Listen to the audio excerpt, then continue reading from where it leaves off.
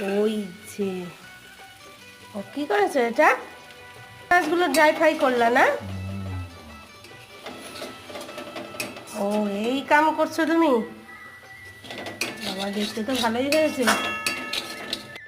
বাবা ড্রাই ফ্রাইটা তো হেভি হয়েছে গো দেখতে। ও এই আমাকে রান্না ঘরের মধ্যে ঢুকিয়ে দিয়ে রান্নাঘরে এইসব করছে। বাবা কফিটাও তো দুর্দান্ত দেখতে হয়েছে গো। ও এই যে আর এই যে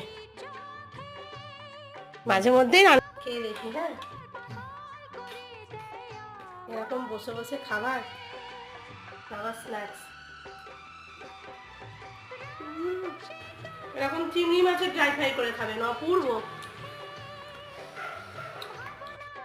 বাবু ভালো হয়েছে? হেভি না? তো বাবা কিন্তু দারুণ বানিয়েছে।